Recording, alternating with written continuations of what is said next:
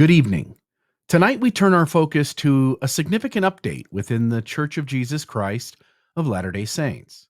Once again, the Sacred Temple Endowment Ceremony, a cornerstone of Latter-day Saint worship, has been revised. In a move aimed at further streamlining the temple endowment ceremony, church leaders have once again made notable adjustments to the ritual, removing what they describe as redundant phrases and shortening the overall experience to approximately 1 hour.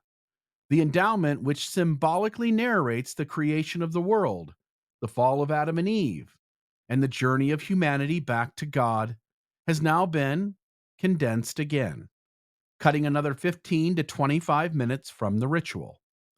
Diane Smith, a frequent temple attendee from Salt Lake City, expressed her support for the changes, stating, quote, "I am always amazed at how each change brings an individual closer to the Lord. I'm grateful for continual revelation," unquote. It seems Latter-day Saints who have seen 3 hours of church go down to two and the endowment being shortened over and over again, and seeing doctrines watered down over the last decade and a half, such as reducing the great apostasy or what happens in exaltation, such as getting a planet, express over and over again that they are thrilled with less and less Mormonism. This latest round of changes raises important questions about the nature of these revisions and their alignment with the teachings of the church's founding prophet, Joseph Smith Jr.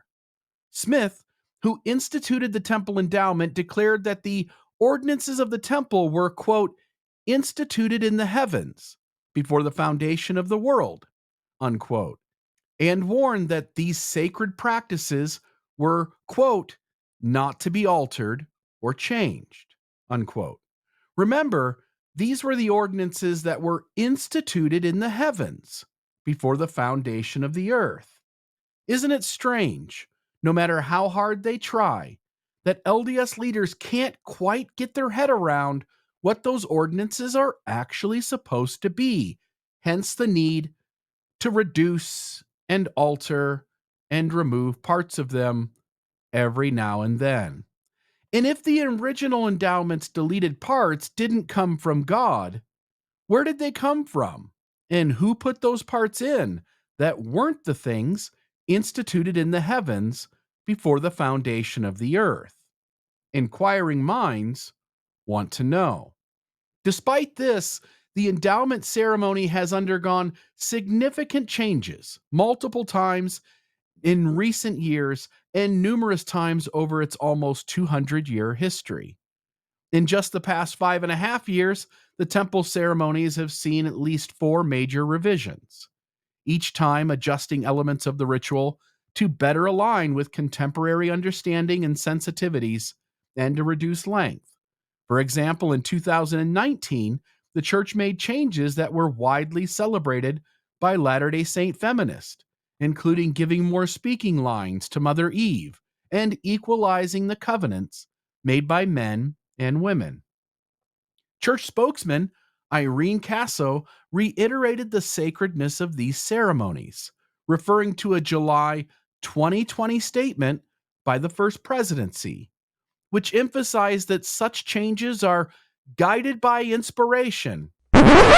Whoa, slow down. Did she just say that the changes to the temple are done via inspiration, which in turn changed the unalterable covenants of the endowment ritual that was given by revelation? Let me read that again. Such changes are guided by inspiration and are intended to help members, quote, better understand and live what they learn in the temple, unquote. Who shifted our rhetoric from the original endowment that came via revelation to the modern changes which occur due to inspiration? Oh, that's right. That's the modern leaders in that 2020 statement by the First Presidency. If these ceremonies were revealed directly by God, as Joseph Smith claimed, Why do they require such frequent revisions?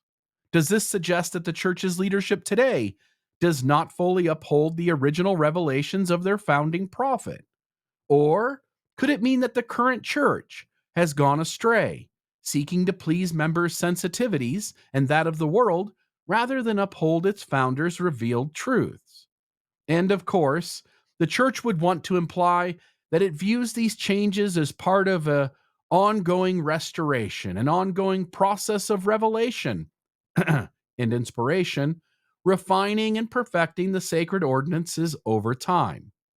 Regardless, as the Church of Jesus Christ of Latter day Saints continues to adapt its practices to the modern world, these changes will likely continue to spark discussion among its members and its dissidents about the balance between maintaining sacred traditions and embracing a contemporary world, and the Church's members who have grown tired and bored of its old form of Mormonism.